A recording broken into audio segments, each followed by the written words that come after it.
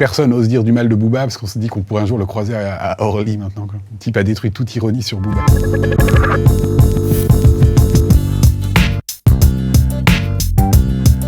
La corde raide, c'est une métaphore quand même un peu tardive. On n'imagine pas un philosophe utiliser la métaphore de la corde raide. Une histoire de planche. Chez Pascal, l'imagination, la fédulogie. C'est comme si on marchait sur une planche, si on visualisait le vide, on tomberait, mais comme on voit pas le vide, on tombe pas. Donc je dirais B2O. Mince. J'ai raté le sans faute, quoi. C'est une très bonne formule, ça pourrait presque être une définition de la philo, mais cependant c'est du B2O. Ou un peu de la philo quand même. C'est Paul Valéry.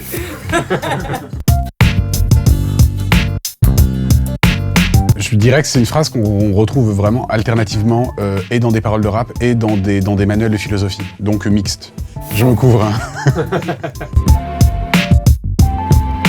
Ça pourrait être Bossuet, voire Boileau, un rhétoricien du XVIIe siècle. Je dirais Bossuet. Voltaire aimait beaucoup Bossuet.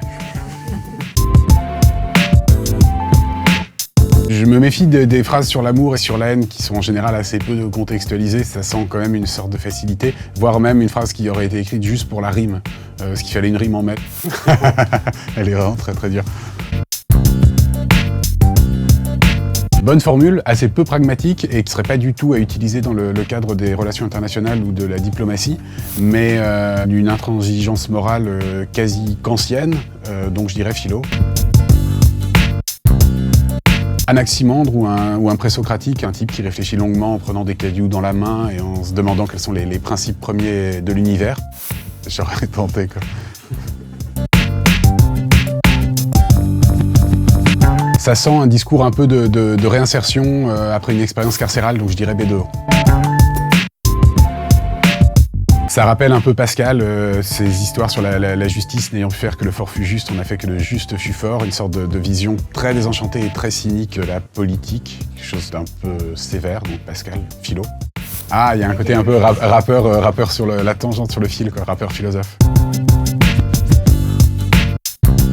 On dirait le quatrième de couverture d'une biographie de Jean-Marie Messier où un côté un peu la Silicon Valley va vous expliquer la vie. Et néanmoins, comme il y a des inspirations quand même assez solides du côté des philosophes utilitaristes pour toute cette veine de pensée libérale, je dirais philo, je dirais un philosophe utilitariste, Stuart Mill.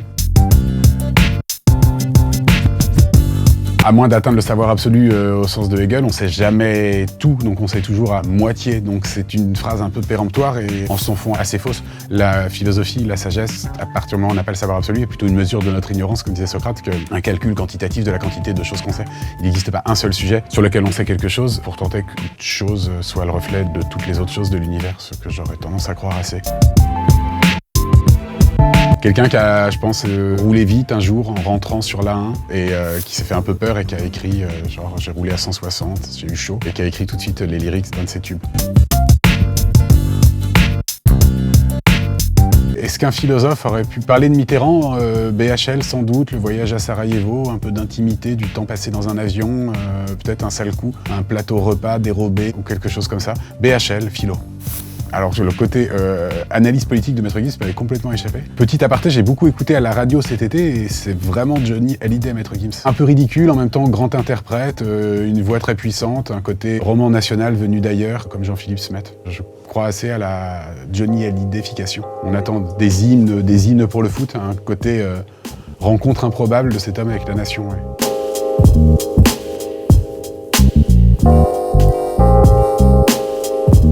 Je suis un grand amateur de silence, donc j'aurais tendance à souscrire à cette phrase qui pourrait évidemment pas être prononcée par un musicien, parce que les musiciens, à leur façon, font du bruit. Donc c'est un philosophe qui aurait été agacé par le bruit, donc un philosophe postérieur à l'invention du transistor. Peut-être Sioran, un philosophe, ou Yankelevitch, un philosophe spécialiste de musique peut-être, je dirais philo Yankelevitch, ouais. J'aurais dû y penser, ouais. L'ennemi du B2O officiel. C'est une phrase de bon sens, et mieux vaut être en bonne santé que mal portant. Et j'imagine qu'un philosophe écrirait pas ça, donc c'est probablement un rappeur qui aurait bien vendu et qui vendrait un peu moins et qui essaierait d'expliquer que les restrictions de son mode de vie sont plutôt dues à une approche philosophique de la vie qu'à des déconvenues avec sa maison de disques.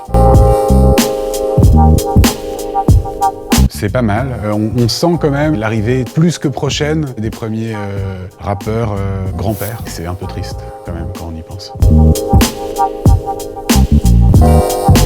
C'est la seule que je connais, mais je sais pas de qui elle est. Je crois qu'il y avait ça sur les sucres à un moment dans les cafés, il y avait des petites citations philosophiques. Je crois que c'est là que je l'ai découverte. Ça peut être Sioran, mais sans aucune garantie, donc philo. Ah ouais, quel triomphe quoi. Moi qui rêvais de gagner Question pour un champion un jour. Quoi.